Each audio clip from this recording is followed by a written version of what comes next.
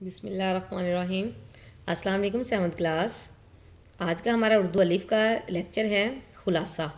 عنوان ہے ہمارے پاس دیہاتی اور شہری زندگی کا فرق۔ اس کے کچھ ذخیرہ الفاظ ہیں ہمارے پاس: 21ویں صدی، سہولیات، خالص خوراک، صاف ستھری آب و ہوا، لازم و ملزوم، اچھے تعلیمی ادارے، علاج کی بہتر سہولیات، جدید ذرائع آمد و رفت، ذرائع ابلاغ کی کمی اور ترقی۔ خلاصہ آپ سٹارٹ کریں گی، مارجن لائن کے ساتھ آپ لکھیں گی خلاصہ، اس کے بعد اس کی سٹارٹنگ کریں گی۔ اس سبق میں بتایا گیا ہے کہ 21ویں صدی کے ترقی یافتہ دور میں دیہاتی اور شہری طرز زندگی میں بڑا واضح فرق نظر آتا ہے۔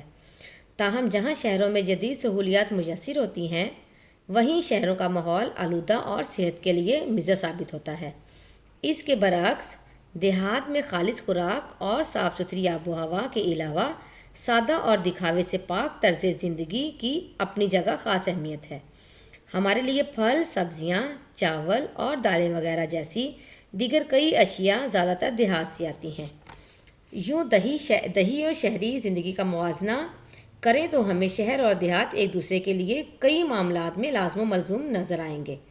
شہر میں زیادہ فیکٹریوں اور گاڑیوں کے فاضل مواد اور دھواں وغیرہ خارج ہونے سے فضائی آلودگی بڑھتی جا رہی ہے، مگر شہر میں بہت سی سہولیات ہیں جو گاؤں کے لوگوں کو میسر نہیں، مثلاً اچھے تعلیمی ادارے، علاج کی بہتر سہولیات، اور اس کے علاوہ وہاں جدید ذرائع آمد و رفت اور ذرائع ابلاغ کی کمی ہے۔